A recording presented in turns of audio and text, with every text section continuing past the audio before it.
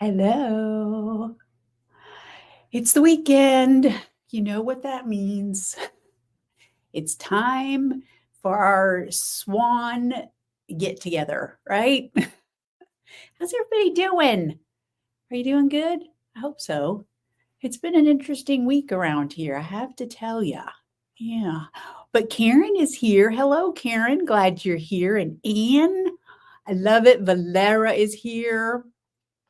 And let's see, Katrin, I saw there, and Laura's here. It's been a couple weeks, Laura, right? I don't mean that as like, where have you been? I just mean I've noticed you've been busy at the DMV and here and there and everywhere. And Carol, you finally made a live. Well, I'm glad. I am so glad. And let's see, who did I miss? Carol Burdette is also here. Welcome, welcome. I'm glad y'all are here. Hey, Kim, Cindy Nicholas, and let's see, am I over? Let me find Instagram. Anybody on Instagram, welcome to you also. Hey, Deb, glad you're here. Tish is here. I love it. Drizzly upstate New York. We've been having a little bit more rain than usual. And my mom, who is now in Ohio for the summer, was telling me they finally got some warm weather there. And I know it was chilly when we were there a couple of weeks ago. I was like, yeah, it was cold. I was about to pull out all my knit samples and start putting on my winter sweaters. But we weren't there very long, so that didn't happen. Anyway, I'm just sitting here doing a little bit of knitting, trying to catch up, because I was busy knitting on class samples this week. So I didn't get as much of my regular knitting done, which was very disappointing, but that's all right. It shall resume, right? So let's see what's going on. We have a winner to announce today. I love it. And I did want to tell y'all, so I don't remember last week, I don't think I had finished a Fatal Grace, right? I finished it. It's very good. I'm waiting for the third book in the series. I ordered from, what's that used book site? Thriftbooks.com. Does that sound right? Anyway, I found it it's not the first time I've ordered from them, but I find it odd. So I ordered a handful of books in this series to catch me up to book 8 that I told y'all I had gotten, because I figure I want to at least read through that. And it's weird the way they send the emails. Like, they'll send you multiple emails and then they don't mail all the books in one package. And I'm like, I know they get media mail rates, right? But still, why not ship everything in one package? And we have enough issues with things getting delivered to the wrong house. Don't even ask about my yarn order yesterday that Bo had to drive around the entire neighborhood looking for. I'm not happy with UPS. Anyway, going back to thrift books. So they send, every book is in its own package. I don't think I've gotten any 2 books. It seems to me in a previous order, I got multiple books in one package, but this order, every single book has come and they're all coming at different days. So I don't know, is that because they have multiple warehouses, or is it just as they find them, they ship them? I don't know. I don't know how it works. Obviously, I don't own a big used book company. That would be fun if I did, but I don't. So anyway, in the meantime, I've shown this book to y'all before, The Empress of Cook County, written by Elizabeth Bass Parman. So I'm reading this book in the meantime, and it's okay. It's a very good like plot line story, and she keeps it, you know how some people can write about kind of things that you might consider not the best situation, and they can still do it kind of like in a funner, more fun tone. She definitely has that knack. I will say that. But I got to hurry up because I think my third book in the Louise Penny series, Inspector Gamache, is supposed to be here tomorrow, if I read my many emails correctly from thriftbooks.com. Anyway, you're 9th. Okay, hang on a minute. You're 9th in line for her first book. I don't know what is Libby? That sounds, Libby, that's one of the free. Is that one of the free sites? So I use, what's the one that I have on my phone? My phone is in use, so I can't remember. I have a free library app. It's not Libby that I use. I need to, I might start checking them out on that. Save me some money in books. And that's a fabulous series. You've read it too. I knew some of y'all were way ahead of me. Hey, Diane. Hey, Jana. I gonna see you tomorrow? I hope so. I know, Lonnie. Thank God it's Friday. Yes, Laura, more than happy to take a knitting break. I know. Yes, work is always there, isn't it? It's always there. We can always go back to it for sure. Definitely. Let's see. Oh, thank you, Kim. So Kim said, I love your sweater. This is the early bloomer. Do any of you remember that from a couple of years ago? I think this was a summer top that I made for our make-along or whatever back then. So yeah, let's see, I think it's Riga and then Berry, and it looks a little bit heathered because it's in a 50% cotton, 50% wool base, but it's very comfortable. I like it. So Tish, it could be because of their warehouses. So they probably do have multiple warehouses. Okay, well, that makes sense. Yeah, too bad. All right, Libby, library books. All right, very nice. I'm gonna have to check out Libby. Why can I not remember the name of my app? I keep wanting to say, oh, it's Hoopla, because I kept wanting to say Hulu, but I'm like, Hulu is TV. It's Hoopla is the app. And I don't know if that's just what because I sign up for it through my library. So I don't know, maybe it depends on the library that you go to as to which app you use, but I've heard of Libby before. I had forgotten about it. But yeah, okay, we're meeting up at the Tin Whiskey tomorrow afternoon. If you're wondering what tomorrow is, tomorrow I will be at Knit and Stitch Boutique down in Cocoa, and from 10 to 4 doing a trump show, and then also teaching a class on working with hand-dyed yarns. Bo will have to man the booth, man the whatever checkout while I'm teaching the class. So, all right, let's get to it, shall we? First of all, our May Fiber Challenge winner is, are you ready? And this is what the winner gets. They get a fabulous skein of Birds of a Feather on fluffy sock and on fluffy lace. So, and by the way, I had, it was awesome looking through all of the posts and the hashtags for SCS May Challenge. I was like, I think this is like the most posts I've ever had to go through. It was wonderful. So thank you all so much for participating. The winner is Erica Weniger. I think that's how I say your last name, Erica. And of course, you probably, if you've been watching the lives or the videos, then you probably know she's been working on the Lizzie sweater as her summer top. And it was one of her early posts that got her the win. So Erica, I will be sending this out to you. I'll do that today, actually. So it'll be on its way. So that is yours. And again, thank you all so much for participating. Speaking of the fiber challenges, June's fiber challenge, y'all are knitting in public fiends. I love it so much. I think that's wonderful. I will say, and I know some of you, if you're like posting pictures just because you're kind of participating without caring if you're entered to win the prize, which I have not yet announced. I will do that by next week, I promise. Then that's totally fine. However, if you want your post, because any post that you do with a picture of your knitting or crocheting or whatever, spinning, weaving, can be entered or be an entry, but just make sure, please, that you put the hashtag SCS June Challenge, unless it's in the official thread. If it's in the official thread, you don't have to worry about it.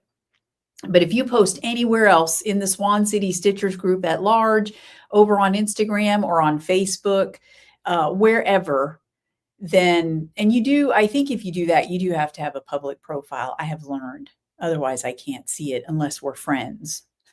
So if you're, and you can even post in groups.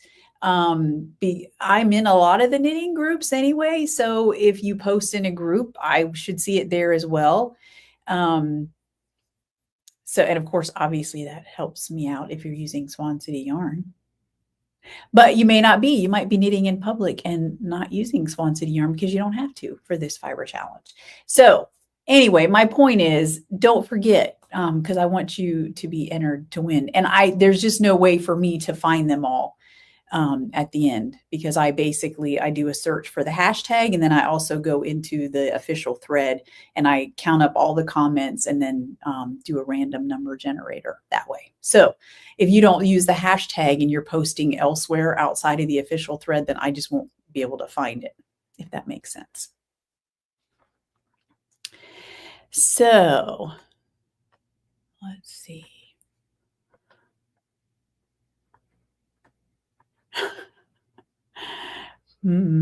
Actually, Bo has gotten pretty good about answering questions. Bo said, hopefully no one has questions about yarn while I'm teaching the class. But Bo has gotten very good. Like, he knows the samples that I hang up. He knows what yarn and like how many skeins it took, and which they're on little cards that I have anyway. But he's getting very good. So yeah, he says hopefully no one has questions, but he actually does very well. So, all right, what else? Oh, before I forget, Dying to Knit people, we have our last Dying to Knit of this 3-month series next Thursday.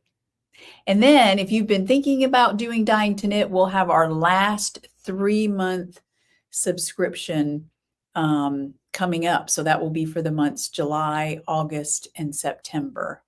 And I was looking through my notes. Y'all, I don't remember this. I probably shouldn't admit this. Did we decide on classic television? Was that what the last 3 months was going to be? Did I decide? I don't have it. I don't know what I did to the original listing. I must have changed it or something, because I couldn't find it in the original listing, like what the last 3 months inspiration was going to be. So I think the last 3 months is classic television. So I'm going to I'll figure that out before next week so that you know exactly what our Dying to Knit sessions will be about anyway. And I'll talk more about that next week. If you're interested in trying that out, because I don't remember.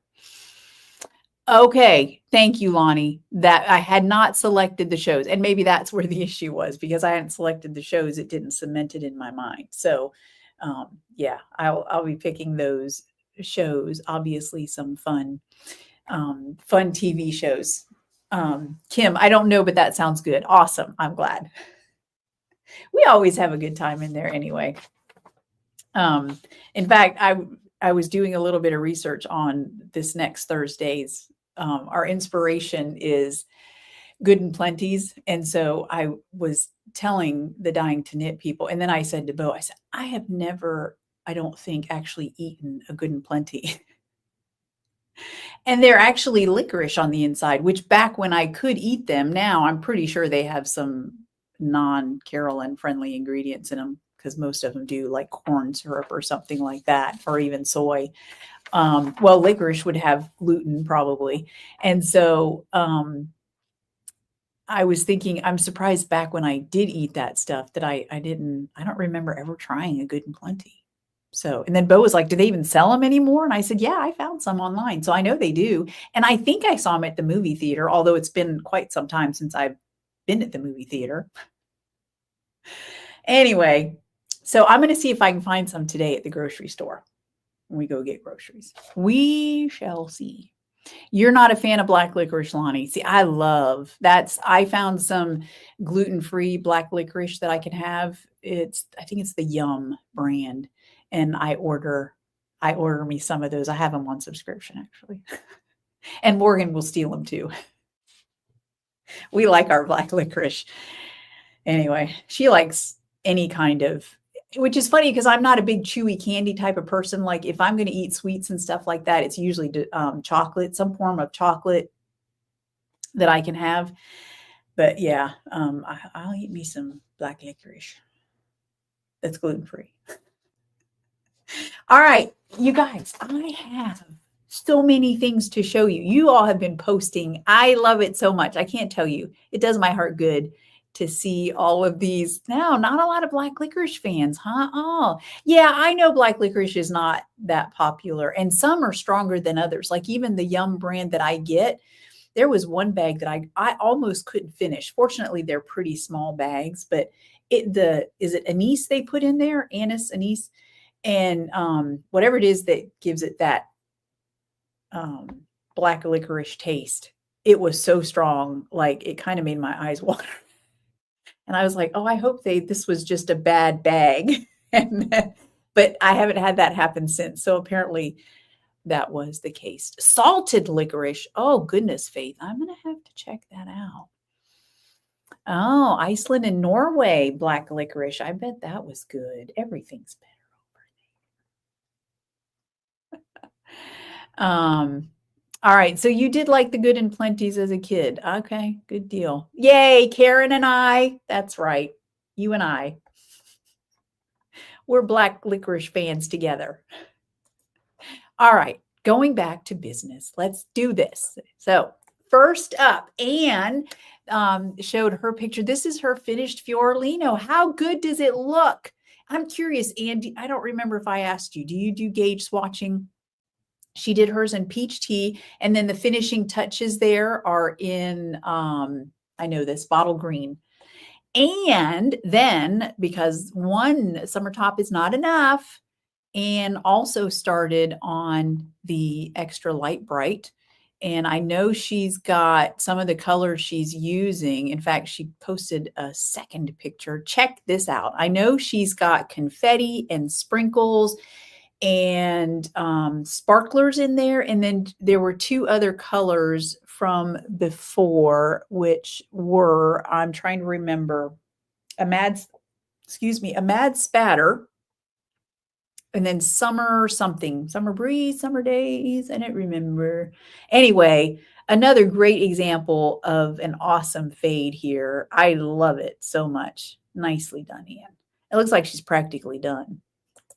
All right. And then Everdina, here she was. I think she at this point had like 3 more inches to go. And this is her Fiorellino on Purple Leaf Plum. And then, ta-da, there it is. And that's not even blocked yet, y'all. How awesome is that looking?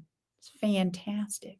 I love it so much. And then Mary Ellen posed so wonderfully in her Fiorellino. This one she did in vintage, which looks so good. I love it so much. And then Katrin is doing this summer top, which is called, I knew it at one time. Let's see, is it on there? Yes, Tin Roof. Now, this is what's interesting about this pattern.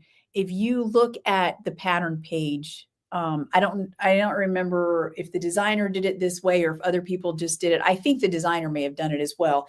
Those panels that look like they're different colors, on the designer's page, you see some sample projects where they are done in different colors, those vertical panels you see. Well, Katrin did not do that. Instead, she had multiple skeins of charcoal, and she simply used that, how do I say it? The natural tendency of hand-dyed yarns to be different from one skein to the next. Well, she had one skein that was darker than the other, and so she simply used that in this manner. Rather than using 2 different colorways, she did a subtle thing, and obviously that's something that the more you work with hand-dyed yarns, the better you are. And this is, I think it's finished at this point. How awesome does that look? So nicely done, Katrin. And obviously Katrin does a lot with hand-dyed yarns. That is, yeah. So anyway, moving on. That's gorgeous. Gorgeous. And then here is Erica. I thought it was funny on this post. She said, glad I caught up on the live and learned I still have until Friday to post pics for the May challenge. And so she posted yet another picture. And this is the Lizzie sweater. So, and she's got the main colorway that you're seeing there is sprinkles. All right. Sharon also cast on an easy or extra light bright. And I believe she started with sprinkles there on hers. So very nice. And then Tammy posted this picture for us. This is two birds and a bunny. She's doing it looks like 2 at a time vanilla socks. And then she's made the comment, there's definitely more splashes of color on the one than the other. And she's right. One of the wonderful idiosyncrasies of hand-dyed yarn. And actually, we'll talk a little bit about that sort of thing in my class tomorrow. All right. Gorgeous, by the way, Tammy. And then this is Lonnie. She is doing, these are called the Outfoxed Mitts by Erica Huser, and she's using burnt butter and swan white. Is gorgeous. I love those two colors together. The burnt butter, at least in this picture, is kind of giving that swan white a different tone, which is just gorgeous. I love it. And Lonnie is also working on the Marie Celtic Cabled Cowl by Marley Bird, and she's using the colorway Forest. So it looks like, Lonnie, that there's some sort of, is that like a provisional cast on going on there? I'm just curious because it looks like you've got some other colored yarn going on there. So I was curious. I looked up the pattern page. Oops, hang on. Let me get rid of that. The picture, not get rid of the project, the picture. But yeah, I looked on the project page and it's a gorgeous pattern. So Susan, oh, Anne, oh, sorry, it was funny. I was reading Susan's comment and then Anne's comment like filled its spot. Oh, let's see. Susan, I used to eat the Good and Plenty's all the or maybe black licorice now, not eating sugar. Good for you. Yeah, I try to watch my sugar. I tend to be an all or nothing person. I'll hold off for, Bo knows about this. I'll hold off for a while. And then when things get stressful, then I start snacking after dinner. Isn't that like, that's the worst time after dinner. I don't know about y'all. That's when I want my sugar. Bring it. Anyway, okay. And you do gauge swatch, but it never matches. See, it never matches your project gauge. Yes. Okay. I'm glad I'm not the only one. All right. And then Lonnie, yes, provisional cast on because it will be an invisible join at the end. I like it. Okay. Very nice. So if you're thinking about doing that pattern, you got to know what you got to look forward to. Okay. So let me show you. I haven't made much progress. I told you I've been busy knitting. I already put my samples up for the class, but I was knitting up some little swatch samples for my class that I'm teaching. Oh, hang on. Hang on. I'm dropping stitches. Oh, no. Got to pick them up. Fortunately, it's stockinette, so it's not like it's going to be difficult if they drop down. Where's my stitch stoppers?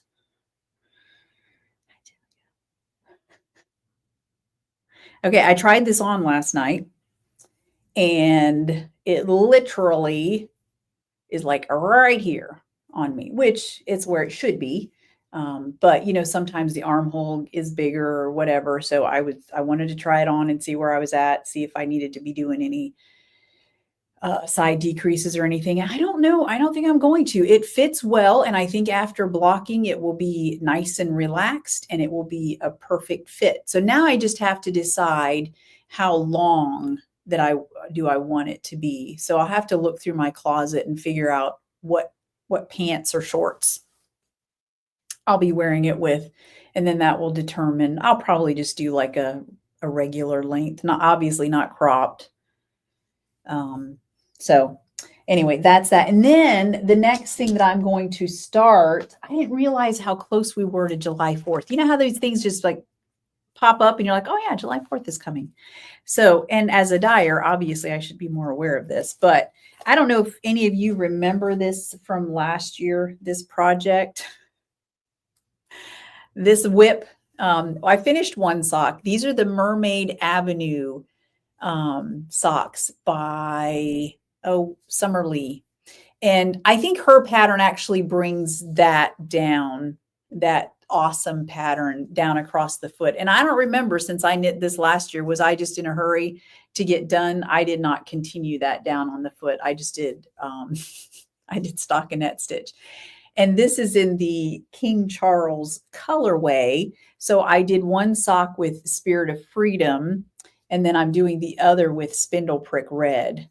So anyway, now that we're back to the summertime, I'm going to get back to knitting on these, and I think I'll dye up some more of this colorway because it seemed to be pretty popular, and I love it. I love that it's not, it's not traditional like red, white, and blue. There's a little bit of that off.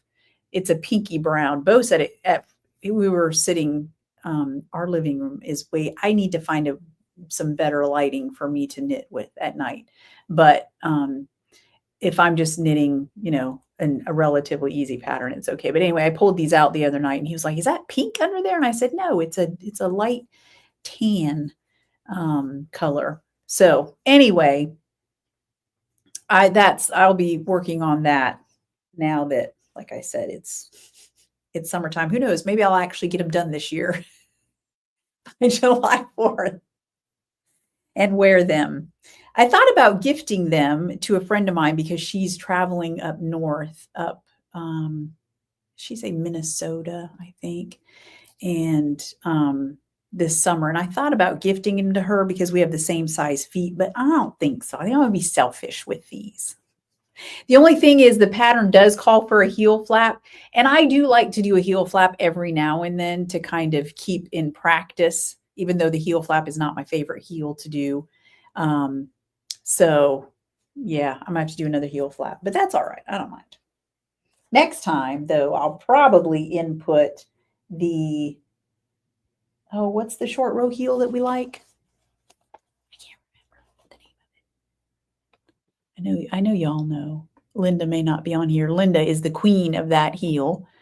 I know, Lonnie, Christmas in July is around the corner. I have some exciting things coming up, just so you know. Hey, Sharon, glad you're here. Karen says, my gauge swatch is the sweater. If I'm off, I frog and start over. Yeah, I used to be a little, I didn't judge people, but I used to be a little bit like, I gauge swatch. But, with the problems that I've been having with my gauge swatch, not, that tension not being the same as my knitting tension, I'm a little bit, I don't know, and I recognize that everybody has a system that works for them. I remember Teresita, it was quite some time ago, we were talking about how she figures out whether I believe she said she does a gauge swatch, but then how she's off, she determines like how she'll do it. And I remember thinking, what? That doesn't make any sense to me. But the woman's an engineer, so obviously she knows what she's talking about, and I'm the one who doesn't. So, we all have our system that works for us. And so I can totally respect that. If your sweater is the gauge swatch, absolutely.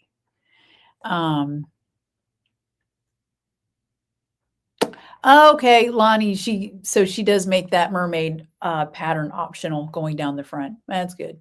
I would have probably done what I wanted anyway, but Sharon, let's talk about that. We have not gotten there yet, but we will get there. That's funny, Susan. A fashion podcaster says the ladies of a certain age should not be wearing crop tops no matter what. Okay. So I will say this. I watch a couple of different fashion influencers, especially for those that are for more mature women. And one that I watched when I say watched, because I haven't seen her in a while. Why have I not seen her? I'll have to think about that. Where do I watch her? I have so many. I have certain people I follow on YouTube, certain people I follow on TikTok, and also Instagram. This one, I think she was on YouTube, maybe. Anyway, she said she was talking about cropped a certain length of pant, like a wide leg crop, that she was like, it's just not, honestly, on any body type, it doesn't look great. However, she said, you should always wear what feels good to you. And so I kind of appreciate that. Like, I just recently saw a lady on Instagram. I don't know if I followed her or not, but she's obviously an older, mature woman. And she looks great. And she's got all these tattoos all over. And one of the posts that she was doing, because I was looking through her feed, and apparently people give her a hard time about her tattoos, but they look great. And I was like, oh, so that's what, maybe I won't look, you don't see a lot of older people with tattoos. And so I'm always like, no, no, am I going to just look wrinkly and weird when I get older? I don't know. But this lady, she looked great. And I was like, oh, wow, she's older and looks amazing with her tattoos.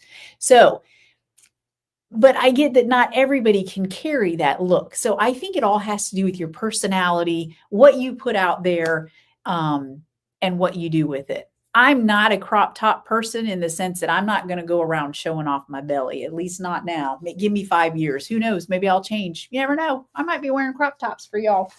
However, I do like them with certain high-waisted pants.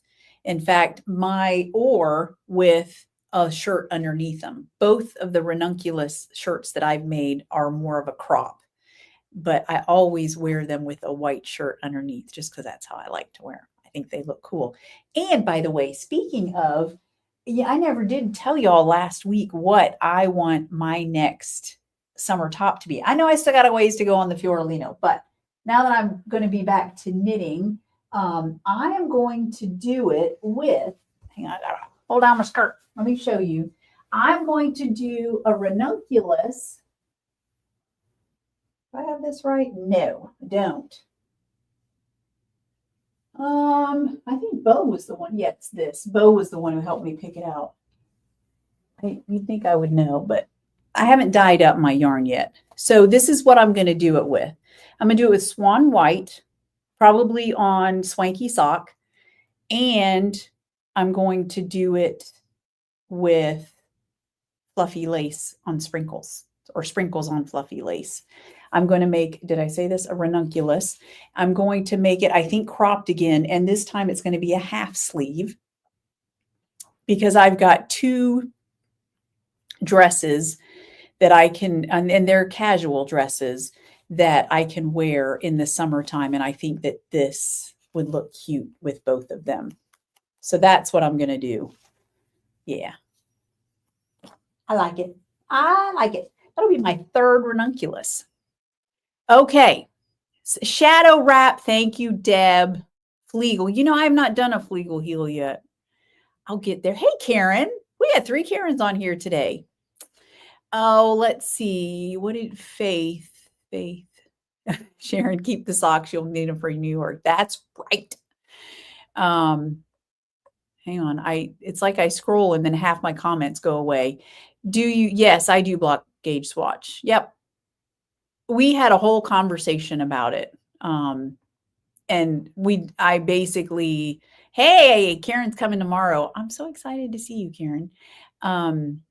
And Erica, okay, before I get distracted, I'm going to get distracted again, but Erica, you need to go back and watch the beginning because there's a little bit of a surprise for you. Anyway, what was I saying? I don't remember. Gauge swatching. Yes. So basically the point is that my tensioning when I do a gauge swatch, and I do it exactly the way I'm supposed to, at least to the best of my ability. And my tensioning is different. I notice that I literally tension. I have a tighter tension when I'm knitting on my project than when I'm gauge swatching. I don't know what that's about. All right. So what's new in the shop? Okay. Sharon mentioned gradient color cakes. And yes, I did 2 colors. Here they are in the cake. This one is called Hot Blooded. Y'all any Foreigner fans? Even the kids and I were singing it last night. I won't sing the song to you, but the song is Hot Blooded. So, and it starts with this deep cherry red, and it looks like there's more of the cherry than the orange, but I think that's just the way that it's caked, because it inside the cake is, a little tighter than the outside. But then you go to like a burnt orange, and then a deep mocha brown is in the center. And you can obviously pull from the center or the outside, depending on which color you want to start with on that one, obviously. And the same with this one, which this one is Boys of Summer, which is a soft peony pink. And then it goes to a deep purple. And then there's a blue in there it's kind of a mix between like a turquoise and a royal blue. Here, it almost looks like an aquamarine blue, but it's a little bit deeper than that. So that's Boys of Summer. Okay, so the fiber content is 75-25 merino nylon.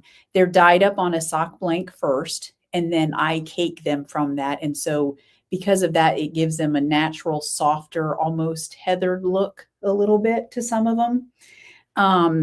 And so what can you do with them? Well, I actually have a couple of patterns to show you. Just to give you an idea. But one of the number one things that I think of is any one skein project. Actually, you can do any multi-skein project, but if you're just wanting to try it out, any one skein shawl, I'm thinking of like my Be Simple variations. That would look awesome. But another one that I have, let's see. Oh, goodness. My eyesight is not good enough to see. Let me see which one I have. And that's not the one I wanted. All right. So for example, here, is it this one? No, this one, which is called Vamping. And so that one is exactly it's one skein. It's a one skein shawl. I don't know how well the picture is showing up for you all, but it was basically designed with a gradient yarn, and that is by Jennifer Dessau. And I'll put that information in the show notes. This is a fingering weight yarn. I only have fingering at this point just because that's the sock blanks that I have are fingering. So I'll have to look for other weights available in the future. But for now, I was kind of playing around.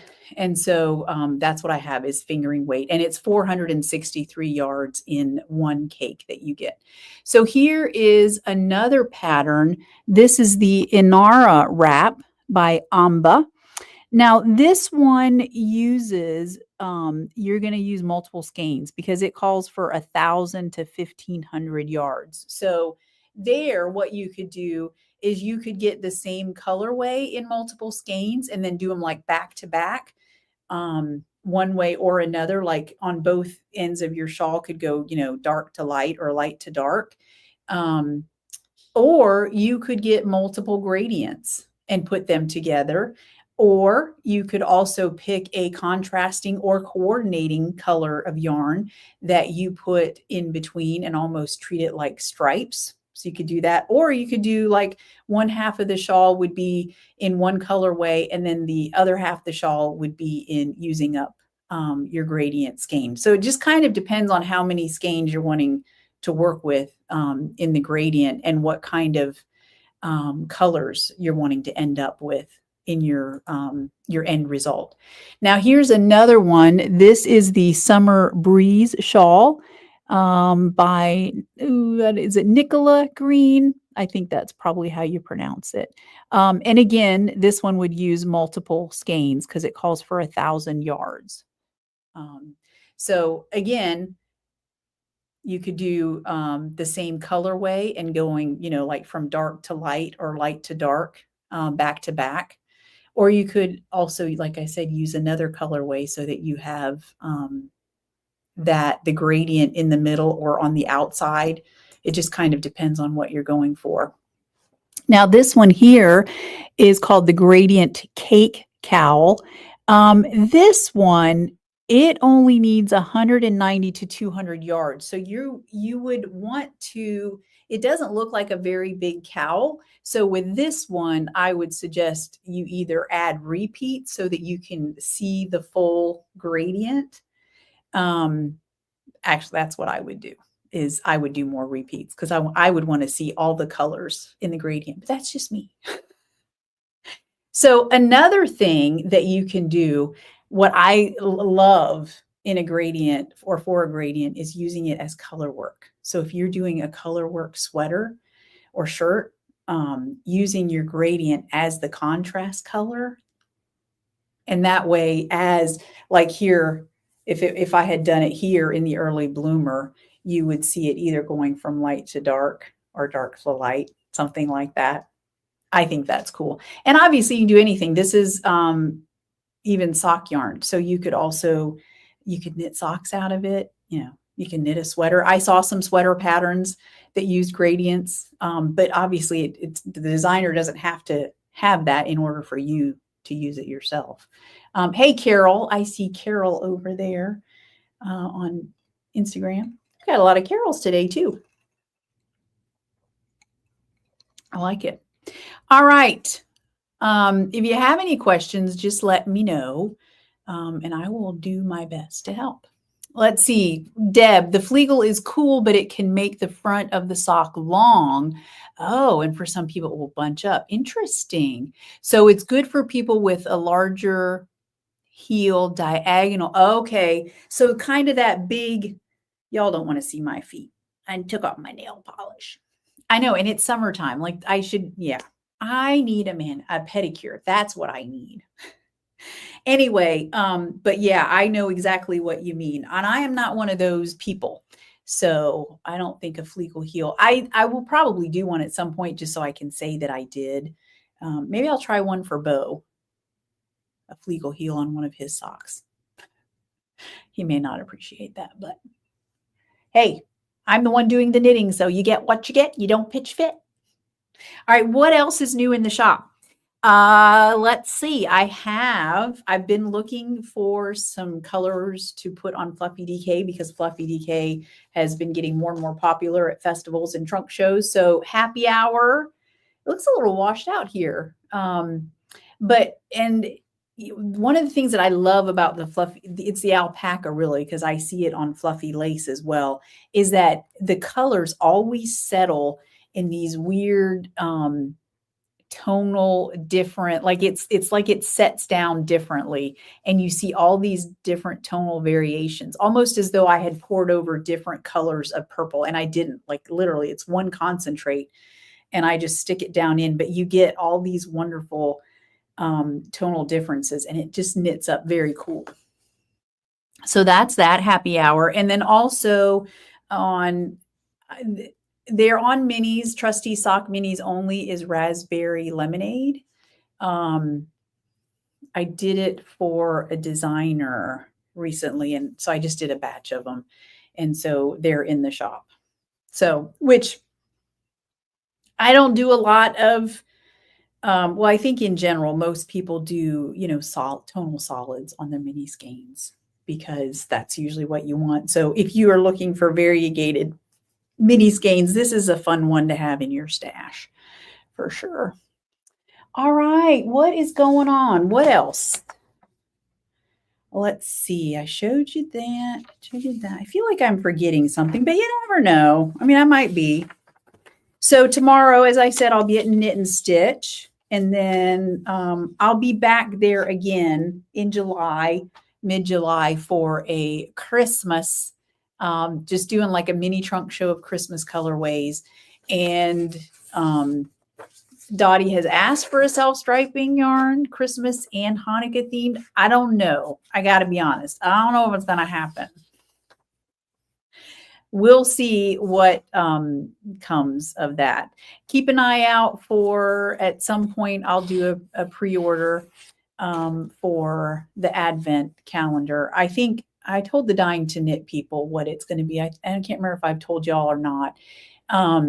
What I decided to do is 4 sock sets or sock bundles, a full skein and either 1 or 2 minis. I haven't decided that yet. Anyway, and then you can open them one on each Advent Sunday or whenever, any 4 days out of the month of December that you want. So those will go on pre-order. I don't know, at some point. If not before, then it'll be in Christmas in July. And yeah, and then at the end of July, I will be at She Sells Yarn. We're doing the botanical scarf dyeing, and I will also be teaching the working with hand-dyed yarns class there as well. Yeah, I think that's it. So do y'all have weekend plans? I have got a little bit of shipping to finish up, and I have got yarn to pack up for tomorrow. And then I have groceries to get.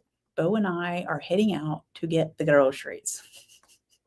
I don't know if I've told y'all, that's what we do on Friday afternoons, later in the day. Once shipping is done and everything else, then we go out and we get groceries for the week. So yeah, I think that's it. If you haven't subscribed, then I invite you to do so. And you might want to, if you haven't signed up for the newsletter on my website, scroll all the way down to the bottom, and there's a place that you can sign up for the newsletter. So you're the first one to get all the deets about everything. All right. I hope that y'all have a great weekend. Thank you so much for watching and for shopping. I appreciate it always. Yeah, y'all are the highlight of my week. So I hope that you have a good weekend, and I hope you're not getting too hot. It's definitely been warm here. So stay cool and enjoy your summer, and enjoy all your fiber crafting. And I will see you next week. All right, here. All right, everybody. Bye-bye.